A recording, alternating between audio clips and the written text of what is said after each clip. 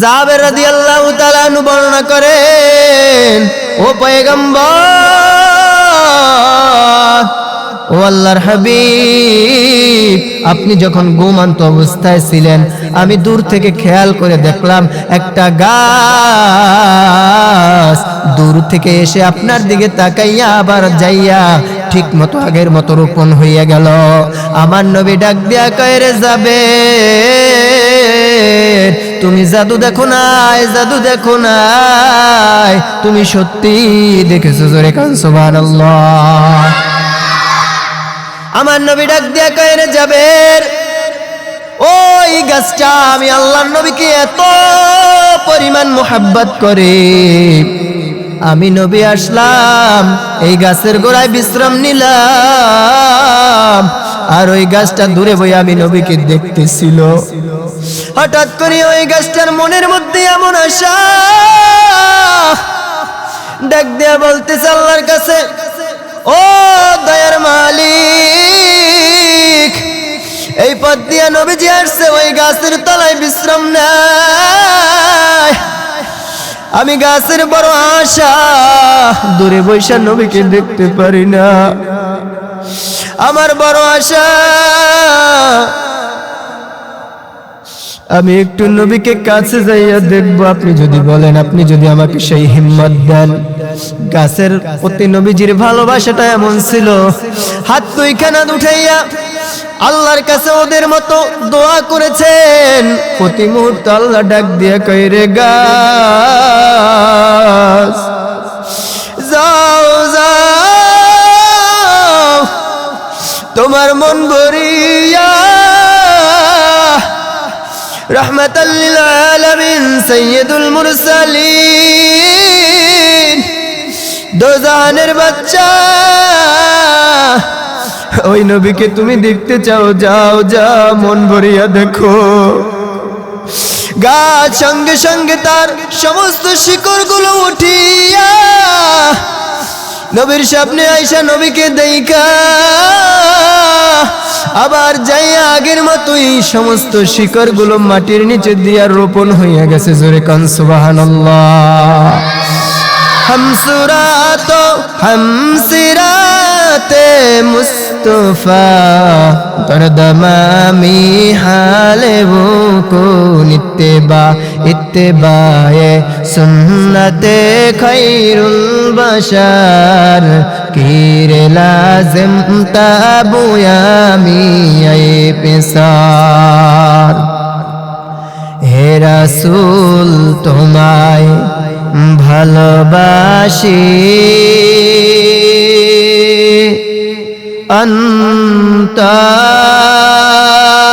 অন্তরে, শুধু মুখে নাই, জান্নাতের আশায় নাই হে রাসূল, জাহান্নাম কেউ ডরি নাই। হে রাসূল তোমায় ভালোবাসি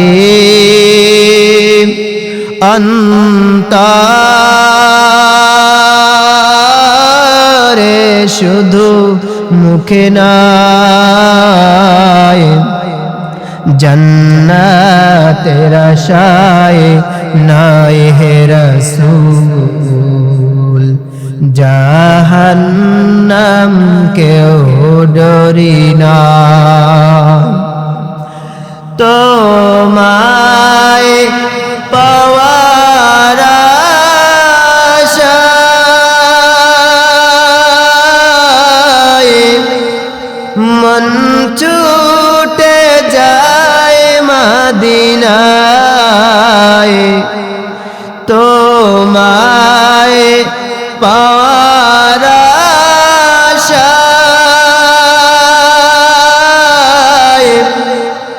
মন ছুটে যায় মদিনায়,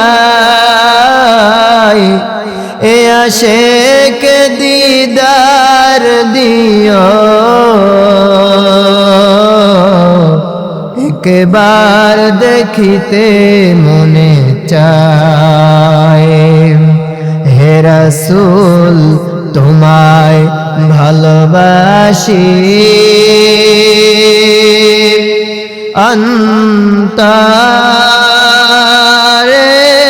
শুধু মুখে নাই জান্নাতের আশায় নাই হে রাসূল জাহান্নাম কেউ ডরি নাই মন্না গুনজম দর জমিন আসমা মন্না গুনজম দর জমিন আসমা लेके गुंजम दर कलबे मुमिना जिक्र हक मद गज़ाई नूहिरा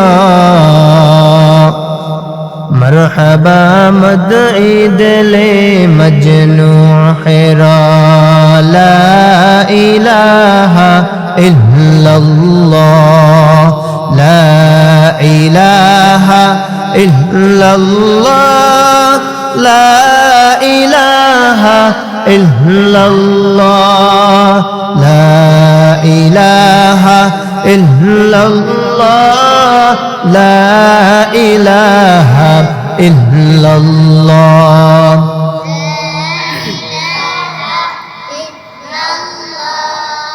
لا إله إلا الله لا إله إلا الله لا إله إلا الله لا إله إلا الله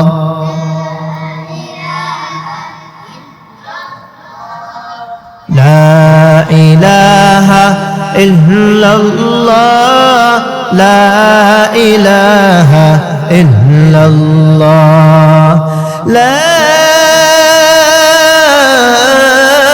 إله إلا الله محمد رسول الله জোরে আওয়াজ দিয়ে বলি সাল্লাল্লাহু আলাইহি ওয়াসাল্লাম दुर्फिशानी ने तेरी कात रोक दरिया कर दिया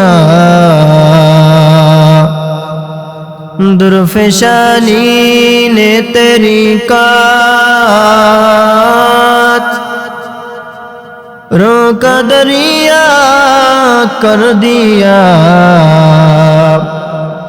दिल को रोशन कर दिया है आँखों को बीना कर दिया दिल को रोशन कर दिया है आँखों को बीना कर दिया शुक्रिया महान रब्बुल आलमीनेर दरबारे जेई महान रब আপনাকে আমাকে দুনিয়ার সমস্ত ঝামেলা থেকে হেফাজত করে 10 মায়ের 10 সন্তানকে একত্রিত হয়ে পবিত্র কোরআন ও হাদিসের আলোচনায় আসার এবং বসার মতো তৌফিক দিয়েছেন এজন্য মহান রব্বুল আলামিনের দরবারে একবার শুকরিয়া তান আদায় করিয়া সকলে বলি আলহামদুলিল্লাহ।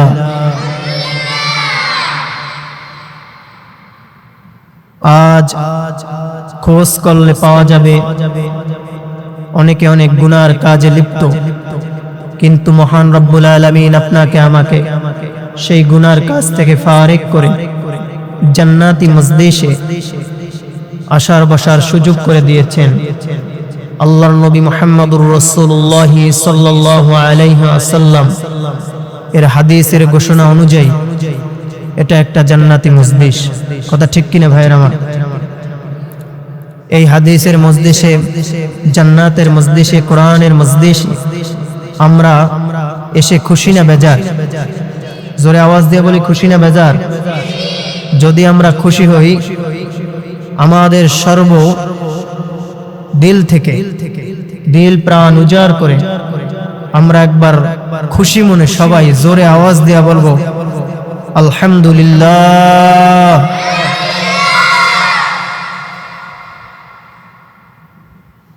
আমি আপনাদের সামনে পবিত্র কোরআন থেকে দুইটা আয়াত তেলাওয়াত করেছি। একটা আয়াতের আলোচনার বিষয় হলো এই পৃথিবীতে আমরা একদিন ছিলাম না, ঠিক কিনা ভাই? আবার এই পৃথিবী থেকে আমরা চলে যাব নিঃসন্দেহে। এতে কোনো সন্দেহ আছে বলেন? এতে কোনো সন্দেহ নাই। আমাদের একদিন এই পৃথিবী ছেড়ে যেতেই হবে। যেতে হবে না? নাকি ভুল বললাম? এই পৃথিবীতে কেউই চিরঞ্জীব থাকতে পারে না। থাকতে পারছেন? এই পৃথিবীতে যদি কেউই চিরঞ্জীব চিরস্থায়ী থাকতো, আপনার আমার হাবিব সাল্লাল্লাহু আলাইহি ওয়াসাল্লাম বিশ্বনবী মুহাম্মদুর রাসূলুল্লাহ তিনিই থাকতেন এই পৃথিবীতে, ঠিক কিনা? সেই মহান মানবী থাকতে পারে না, আপনি আমি তো তার উম্মত, আপনি আমিও থাকতে পারবো না।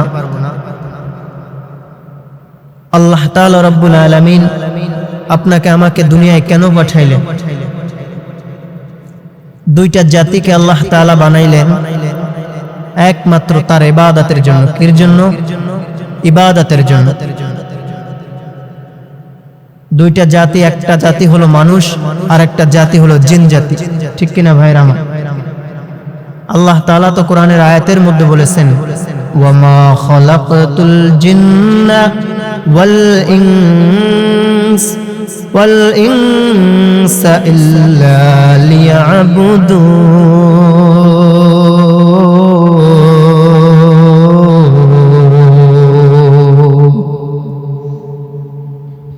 আল্লাহ তাআলা রব্বুল আলামিন আপনাকে আমাকে দুনিয়ায় কেন পাঠাইলেন? একমাত্র দুইটা জাতিকে আল্লাহ বানাইলেন। এক নম্বরে হলো মানুষ, দুই নম্বরে হলো জিন জাতি। এক নম্বরে মানুষ, দুই নম্বরে জিন জাতি। আবার কেমন মানুষ বানাইলেন আল্লাহ? শ্রেষ্ঠ মানুষ। পৃথিবীতে আমরা তিনটা জিনিস শ্রেষ্ঠ পেয়েছি। কি পেয়েছি?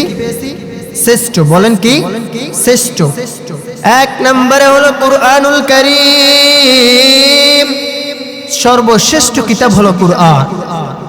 দুই নম্বরে হলো আপনার আমার পয়গম্বর, আপনার আমার হাবিব মুহাম্মদুর রাসূলুল্লাহ। কে?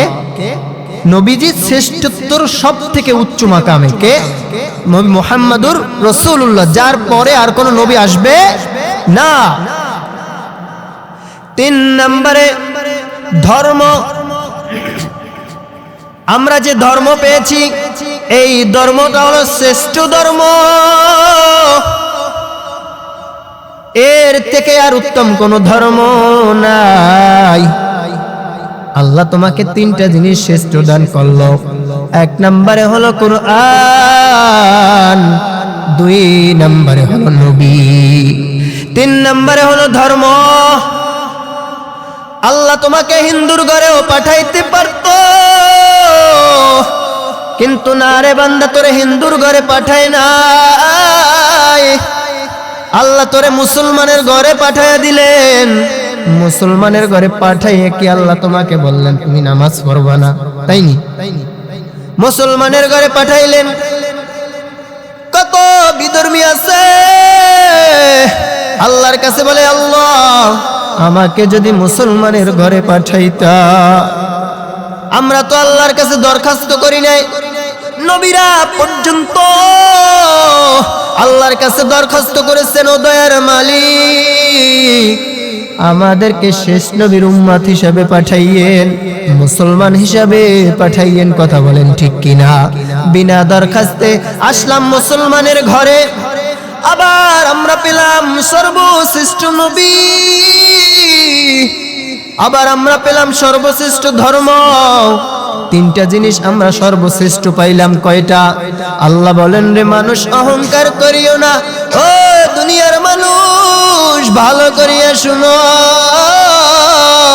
তোমাকে আমি দুনিয়ায় পাঠাইলাম, তোমার এত কিসের অহংকার, এত কিসের ভরাই, এত কিসের বাহাদুরি? তুমি কি কোরআনের আয়াত শোনো নাই? তুমি যে সারাদিন দুনিয়া দুনিয়া দুনিয়া দুনিয়া করো, এই দুনিয়ায় তুমি থাকতে পারবে না। চিরস্থায়ী এই দুনিয়ায় যদি থাকতো নবী মুহাম্মদই থাকতো, কিন্তু সেই নবী মুহাম্মদ থাকতে পারে নাই। অতএব আপনি আমিও থাকতে পারবো না। কোন দিনকার কখন কোথায় মৃত্যুর ডাক চলে আসবে রে ভাই, কেউই জানতে পারে না। আমার পয়গম্বর সাল্লাল্লাহু আলাইহি ওয়াসাল্লাম হাদিসের ভিতরে বলেছেন, তোমরা বেশি বেশি মৃত্যুকে স্মরণ করো। আল্লাহ তো কোরআনের আয়াত নাজিল কইরা দিয়া বলেন, রে গোলামেরা শোনো, মিনহা খলাকনাকুম ওয়া ফিহা নুঈদুকুম ওয়া মিনহা নুখরিজুকুম তারাতান উখরা।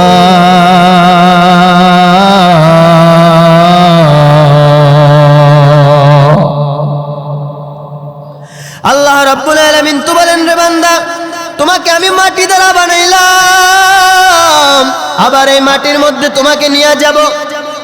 একবারও চিন্তা করে দেখেছো দুনিয়ার মানুষ বিভিন্ন রাষ্ট্রে যায়, বিভিন্ন সময় বিভিন্ন চাকরির জন্য?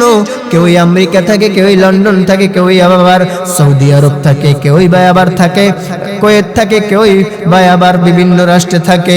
এরকম বিভিন্ন রাষ্ট্রে মানুষ থাকে, প্রতিদিন তার মায়ের সঙ্গে বাবার সঙ্গে ফোনে আলাপ করে, কি করে না?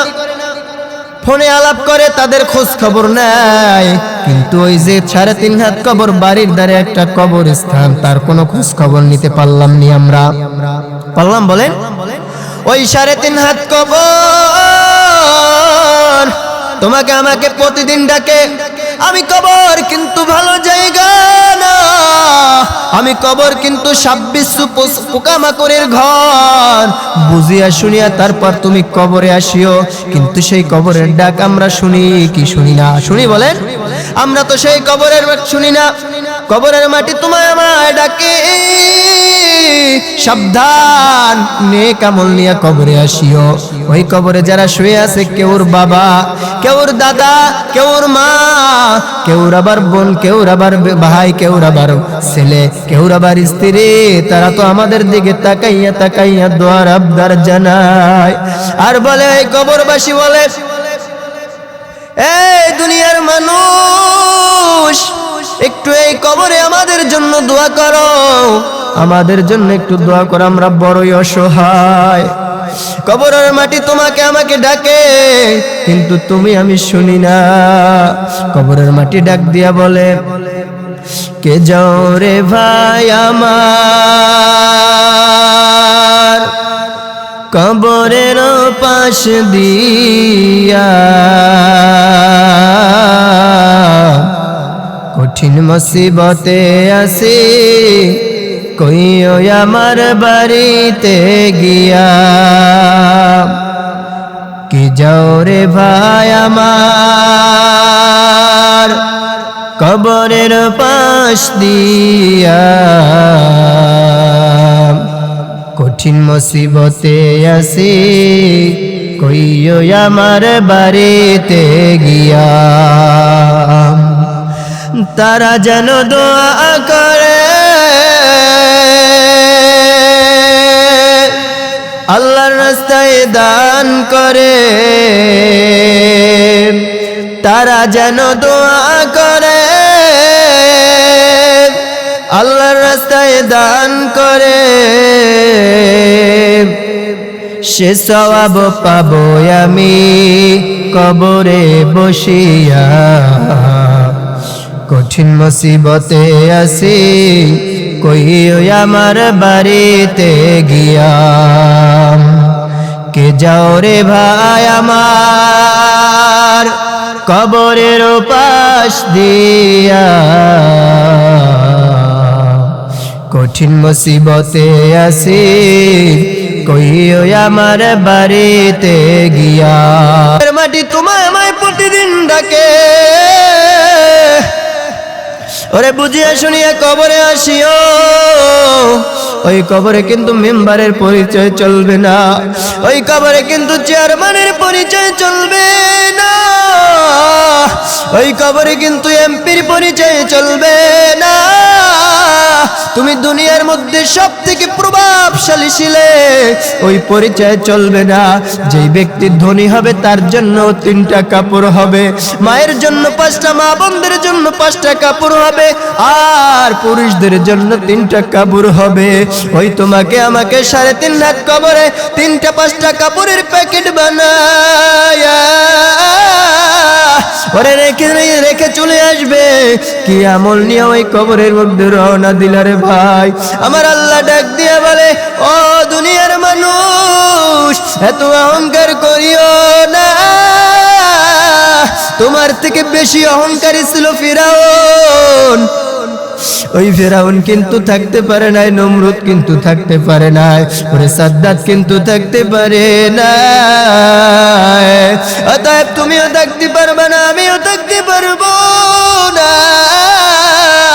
এ দুনিয়ার মানুষ ভালো করিয়া শোনো, আমার ওই কবরের মাটি তোমাকে আমাকে স্বাগতম জানাইবে যদি ভালো আমল নিয়ে যাইতে পারো। আর যদি দুনিয়ায় বসিয়া খারাপ আমল করো, বদ আমল করো, ওই কবরের মাটির আযাব তুমি সহ্য করতে পারবে না। আল্লাহর নবীর একজন সাহাবী হযরত আবু বকর রাদিয়াল্লাহু তাআলা আনহু দুনিয়ার মধ্যে 10 জন সাহাবী জান্নাতের টিকিট পেয়েছিলেন। তার মধ্যে প্রথম সাহাবী ছিলেন হযরত আবু বকর। আবু বকর একদিন মসজিদে নববীর ভিতরে, পাশেই মসজিদের নববীর ভিতরে কান্না করেন। পাশেই নবীজির হুজরা, নবী বের হয়ে জিজ্ঞেস করতেছেন, ওরে আবু বকর তুমি কেন কাঁদো? আবু বকর ডাক দিয়া বলতেছে, পয়গম্বর, আপনি তো জাহান্নামের বয়ান করেছেন, কাল কিয়ামতের ময়দানে আমি আবু বকরের কি অবস্থা হবে? ওয়ামতাজুল ইয়াউমা আইয়ুহাল মুজরিমুন।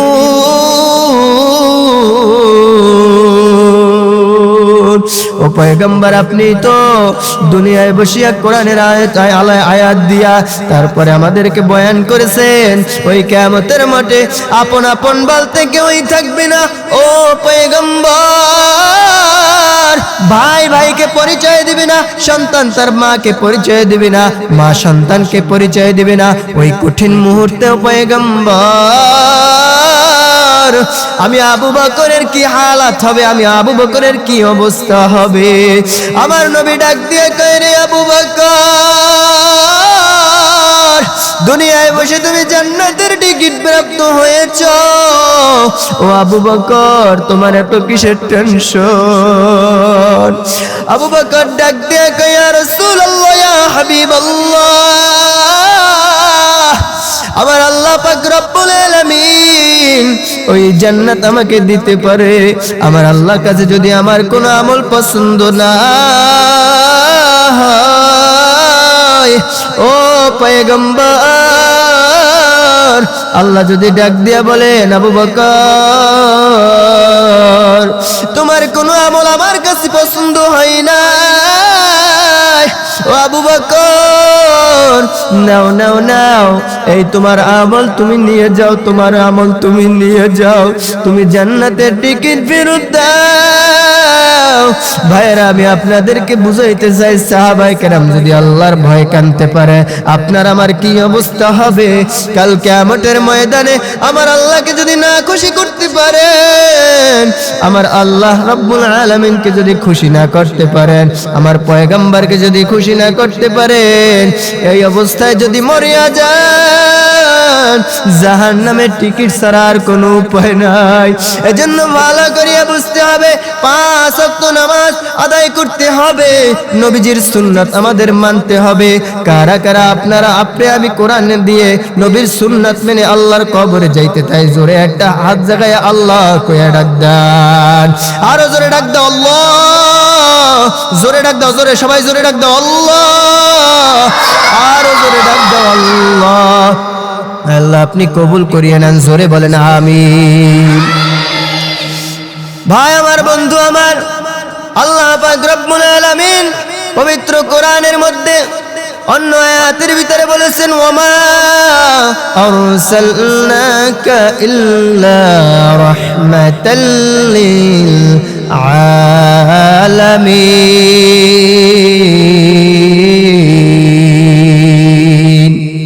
আমাদের রব কে?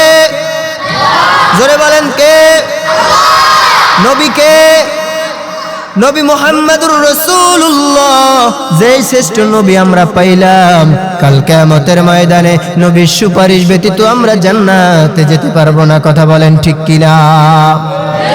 নবীজির সুপারিশের দরকার আছে না নাই? নবীর শাফায়াত দরকার আছে না নাই?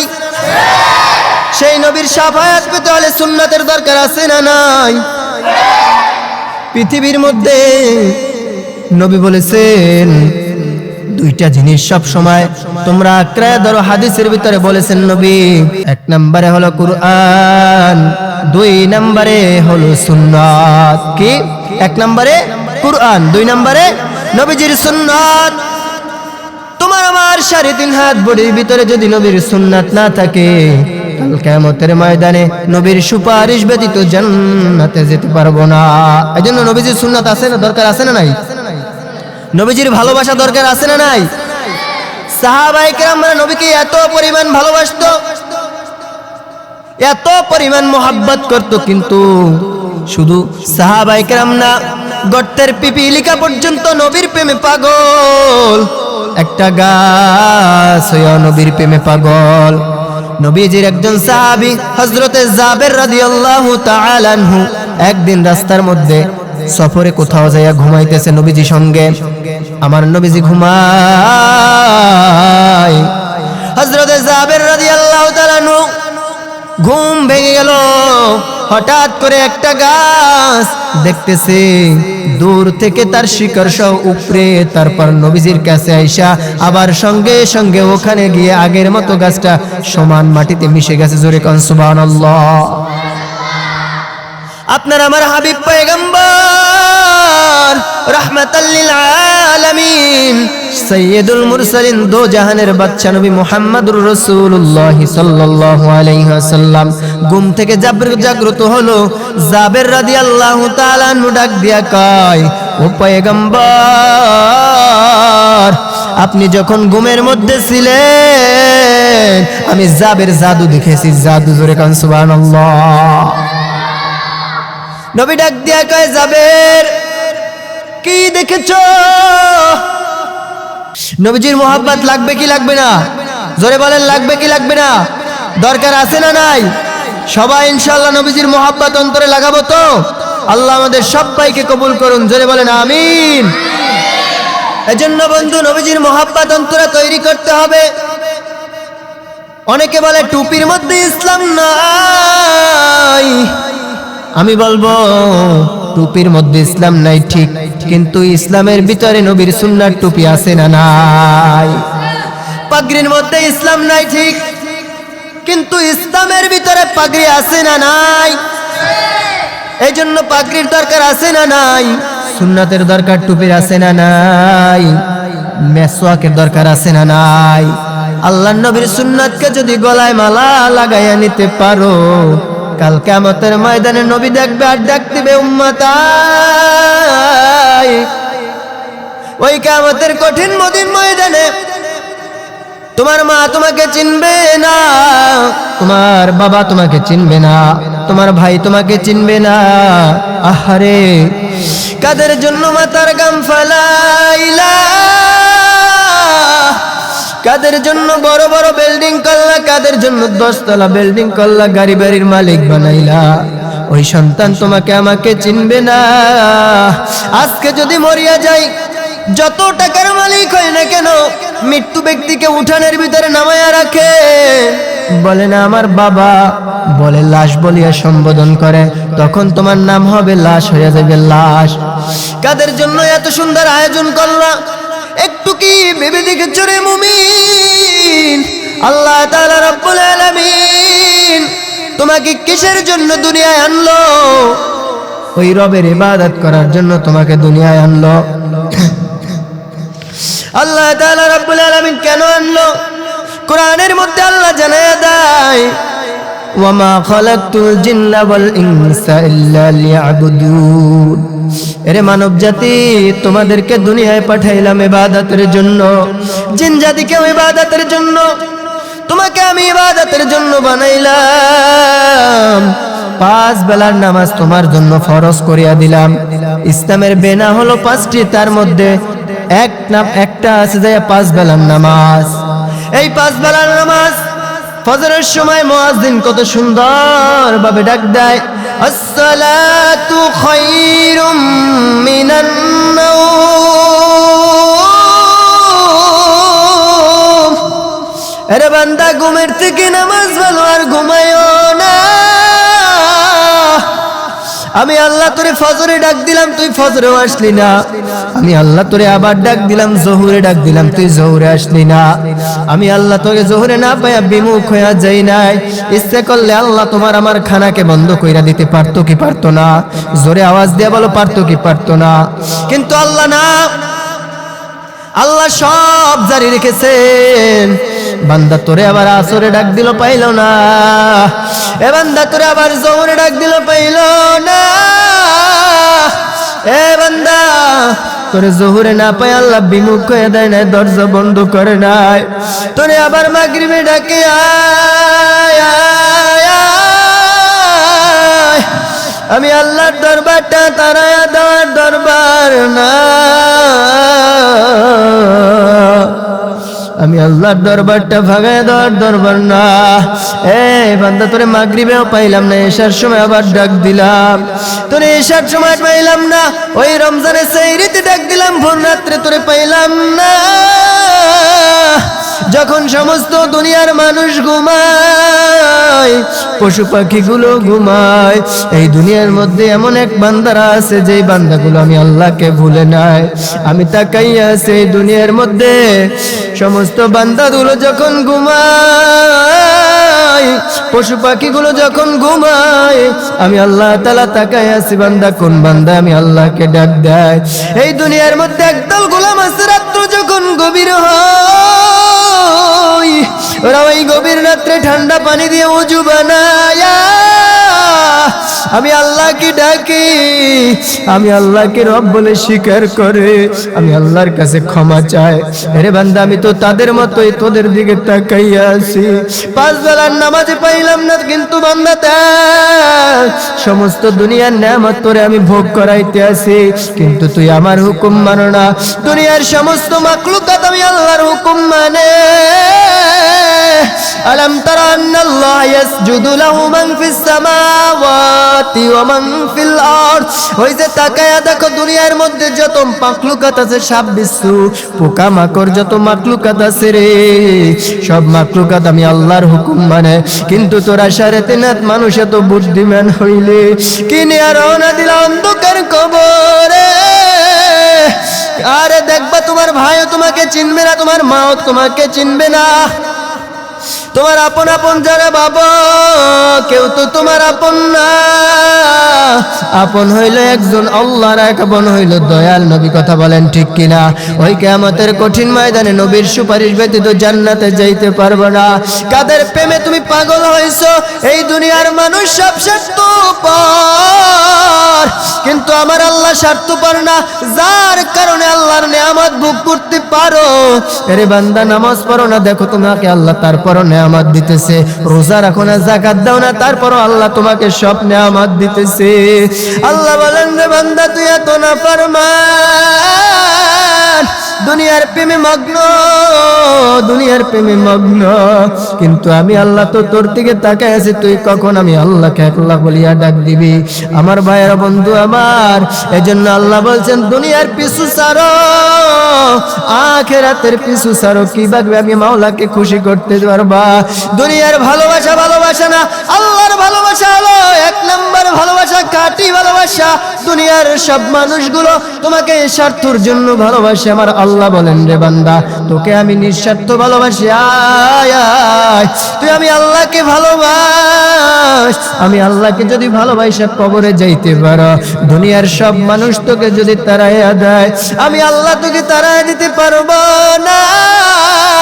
কারণ আমি আল্লাহর ভালোবাসাটা এমন, দুনিয়ার মানুষের ভালোবাসা যেখান থেকে শুরু শেষ হয়ে যায়, ওখান থেকে আমি আল্লাহর ভালোবাসা কাল কিয়ামত পর্যন্ত চলতে থাকে। কথা বলেন ঠিক কিনা?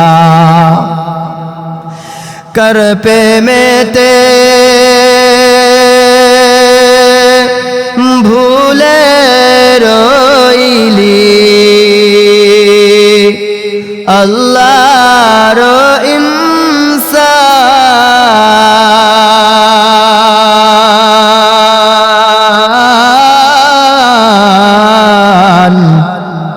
नमन लिफार मान रे तू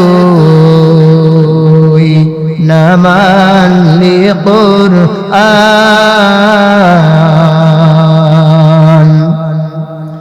ना मान ली फार मान रे तू ना मान ली कुरआन कर पे में ते भूले रोइली अल्लाह रो इंसान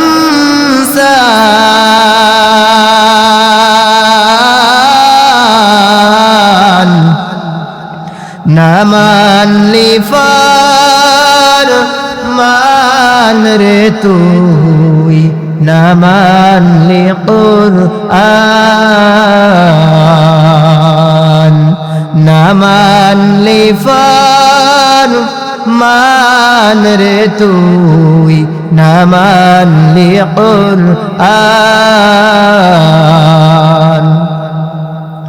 तौबा करो अल्लाहर काछे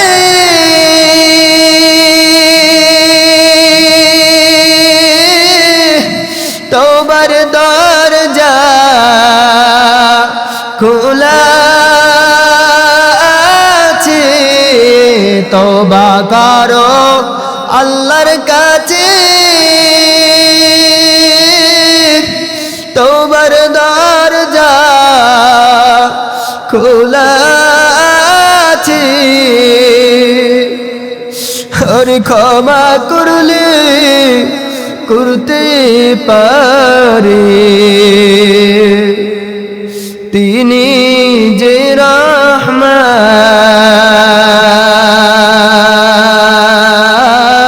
রহমান না মানলি ফার মান রে তুই না মানলি কুরআন শিশু ছিলি জওয়ান হইলি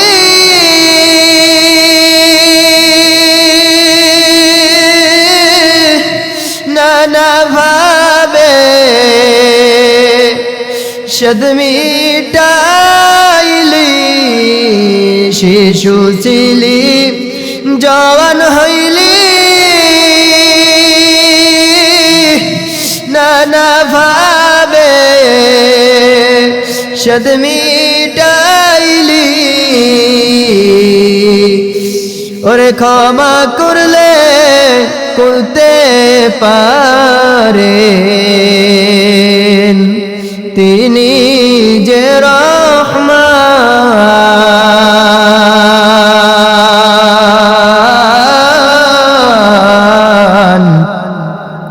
না মানলি ফার মান রে তুই না মানলি কুরআন না মানলি ফার মান রে তুই না মানলি কুরআন